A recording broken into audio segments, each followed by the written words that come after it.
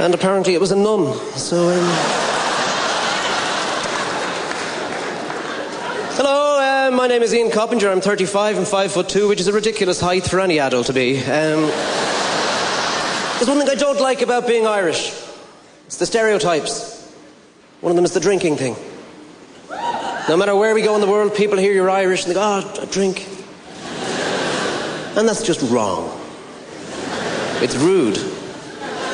And it's demeaning. Because I know two people who don't drink at all. Now, admittedly, they are recovering alcoholics. Or quitters, as we like to call them. I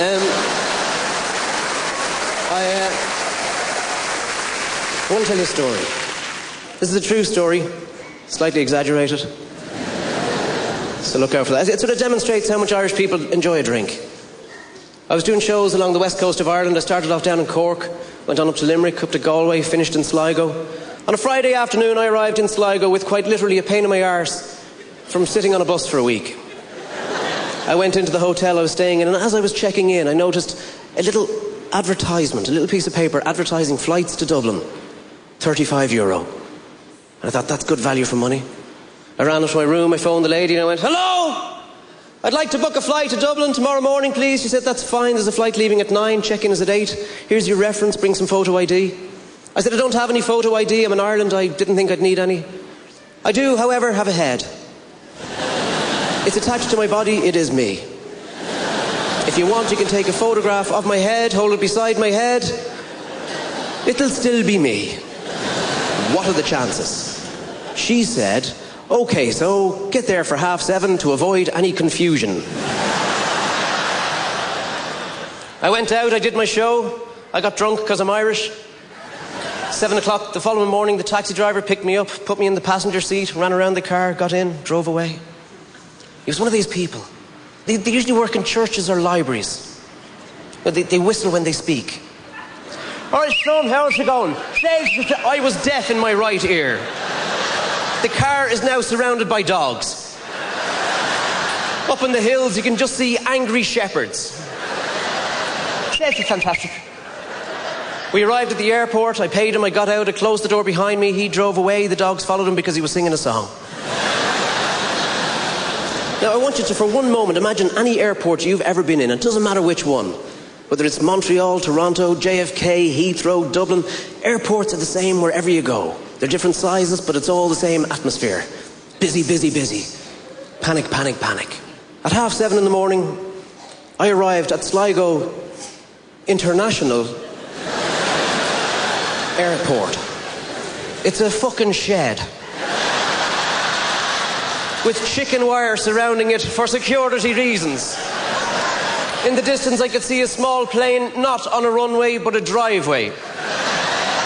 I tried to open the door, but I couldn't. It was locked.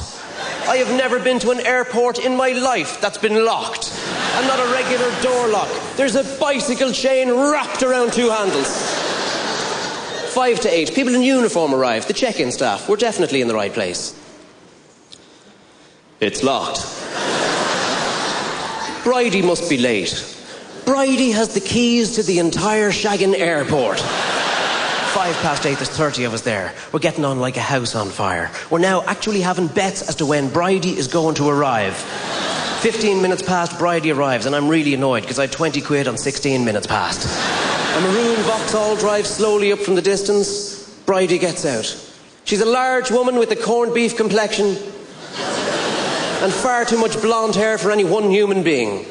She hobbles over to us, apologises to us each individually, undoes the bicycle lock, unravels the chain, puts it in her handbag, opens the airport. And what is it that Bridie does? This mystical, magical woman. What is her function in life that gives her the power of the key to the entire airport? She runs the pub. How brilliant is that? 30 of us don't know where we're going. We follow her straight in. All of a sudden, we're in the middle of a pub. Hey! This is my favourite airport. Fantastic. The check-in staff know what's going on. They get a coffee apiece each, and then one of them goes, all right, ladies and gents, if you'd like to check in, that's check-in desk number 1. Check-in desk number 1. There's one fucking check-in desk. I run out, I'm about 10th in the queue. Eventually I get up to the top and I'm going, how you doing? Here's my reference, I've no photo ID. Here's my head. What are my chances? He has one look at me, gives me a boarding pass and says, what are you going to be doing? Hijacking us. Off you go, you little midget. I notice everyone ahead of me has gone into the bar. It's too good of an opportunity to turn down, so I follow suit. I open the door. It's a beautiful sight. Everyone has a drink. Bridie's pulling pints. I walk up to the bar. How you doing? I'll have a double Jameson whiskey with ice, please. I find a seat. I sit in it. Out of the corner of my eye, I notice a chalkboard with the words written on it. Today's special. Toast. Not an ambitious woman, Bridie. No butter or jam or any of that Protestant muck. Finish me drink. I'm a little bit drunk from the night before, a little bit drunk from the fresh drink, a little bit more familiar. Back up to the bar again. How are you doing, Bridie? I'll have another double Jameson and ice and another double Jameson and ice. She goes, that's a quadruple. I said, no, not in the same glass. I'm not an alcoholic. On my way back to my seat, I start to panic because a sing-song has started and it's the fucking pilot who started it. Low lie the fields of Athenry. He doesn't know the rest of the lyrics. He's caught in a continuous loop, but nobody seems to mind. A couple of minutes later, the door creaks open and this guy comes in going, all right, ladies and gents, we have to board the aircraft now. If you wouldn't mind finishing your drinks. But he said it in such a way as, oh, Jesus, no, you have a full pint in front of you. Finish your drinks, we got to get the bags on first. Get a sneaky one in, get a sneaky one in. No, like people are shagging each other at this stage. 10 minutes later, he comes back, and this time he's serious. All right, ladies and gents, I'm serious this time. We have to board the aircraft now. We've a schedule to keep. We've another flight tomorrow. 30 drunk people walk out of the bar not knowing where to go. There's now 30 drunk people in a field in Sligo looking for a plane. Ask the pilot, he's gone for a shit. Right, what are we doing? The word is filtered through, they've actually overbooked the flight. There's 30 of us, there's 26 seats available. We know 4 people are going to have to stand. Somebody spots the plane. There's now a mad dash for the plane. There's now 30 drunk people in a field in Sligo running for a plane. There's a crosswind like you wouldn't believe, but nobody has dropped a drink. I'm a quick runner. Up the plane, I get there first. Up the little steps, I turn around to everyone going, ha, I'm getting a seat. I tried to get on, but I couldn't. It was locked. Bridie comes across on a tractor. Sorry about that. She opens the plane, we all pile on. I'm one of the lucky ones, I find a seat. The pilot is the last to get on, falling into the cockpit going, I only went for a shite. You should have waited for me. Someone taps me on the shoulder, I look behind me. All right, Sean, how's it going? The taxi drivers come along for the crack. The pilot finds his PA system and starts to make his announcements. All right, ladies and gents, if you have a seat, put your safety belts on. I'm way over the limit. And if the cops catch us, we'll be fucked. If you're standing up, hold on tight. We didn't so much as take off as we drove for about 20 minutes. Until it eventually dawned on him that he was in charge of a plane. At which point in time he came on and said the scariest words I have ever heard in my life, which were,